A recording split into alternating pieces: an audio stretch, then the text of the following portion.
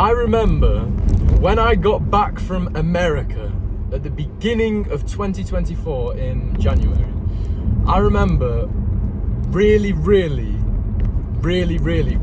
to improve myself. I'd already begun losing weight. I'd already started the journey in some sense, but I wanted to take it extra specially serious, and I wanted to start my first monk mode, which I did. I started my first monk mode.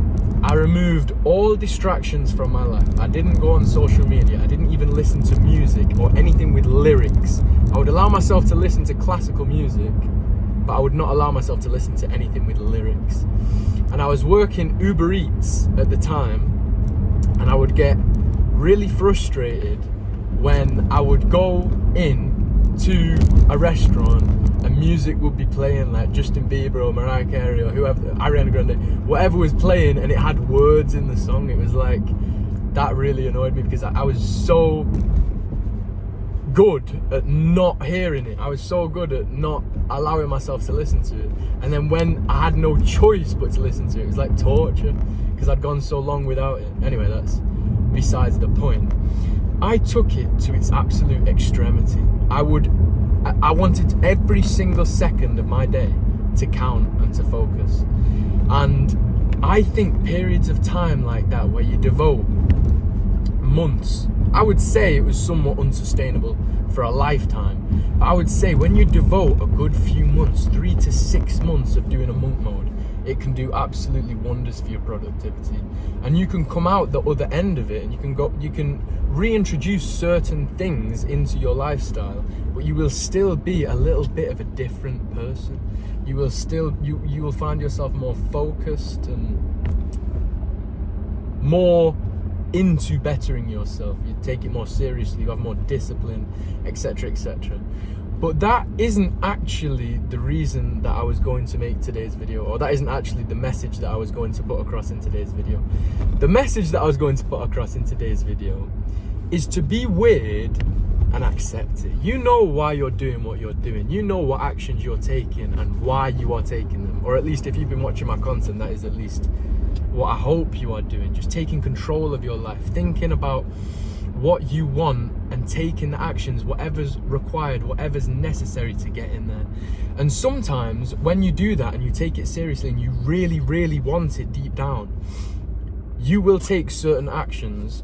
And to the outside person looking in, to the normal person looking in, the person who doesn't really think that deeply about where they want to go, what they want to achieve, what they want to accomplish, and they just go about living their lives, enjoying all the ephemeral pleasures of life, smoking, drinking, partying, clubbing, festivals, drugs, the rest of it, all of it. I'm not saying my grandma was like this, by the way, because I'm getting to that in a sec. But when you start living this way, when you start knowing what you want and doing all of the actions required to get in there, bettering yourself and taking it seriously, people think, or at least in my experience, people that are observing you might think that you are a bit strange. And that's not a bad thing. That, in fact, if anything, that's confirmation. That's confirmation that it's working. I remember my grandma coming around to my house. No friends. I had no friends at the time. I had a childhood friend that I'd been friends with for basically a decade, and we both sort of decided to cut each other out of our lives because we wasn't helping each other be the best version of ourselves. I'll put it that way. So I removed him from my life. I didn't really have any other friends. That was my only friend growing up. I didn't really do any activities, I didn't really go anywhere, I didn't have any entertainment whatsoever. And as I was just mentioning before, I took it so far that I would not even allow myself to listen to any type of music that had lyrics in it. So from the outside looking in, that looks extreme. To the average normal person, that looks a bit weird, that looks a bit strange. And my grandma certainly had made that observation. She was sat on my sofa, we were having a conversation, she came round to my house and she saw my house, because I'd gotten rid of my TV, I'd gotten rid of my Xbox. Where my TV used to be, I'd put a whiteboard up on my wall. If you watch my older videos where I always used to record videos in my kitchen, you will actually see this whiteboard on my wall in my living room. And I think she just thought that I'd gone a little bit crazy.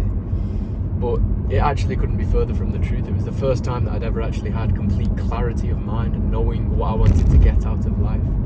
But the point is, if you do know what you want to get out of life, and you do know what actions are required to get there, and you've got past the fact that it's hard and you don't find it hard anymore, and you're just getting on with it, and you know that what you're doing is right, don't worry about what other people are thinking about you. I want to be weird. I don't want to be normal, because as we discussed in yesterday's video, normal is average, and average is just that, average, mediocre, meh, nothingness. It's nothing great. Obviously you want to be the best that you possibly can be, and average is not the best that you possibly can be.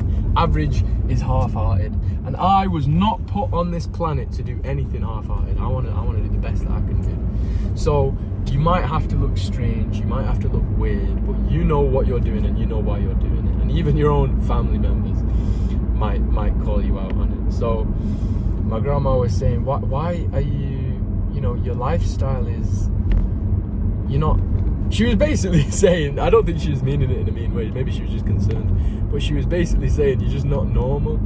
She was saying how she was on Facebook and she was friends with one of the mums of someone I went to school with, and she was looking at what that guy was doing. It's like, oh, he's going on holiday with all his friends and he's doing this and he's doing that, and I'm thinking, oh right, nice, great, but that's not what I want. That's not what I want out of life. I don't want to waste my time.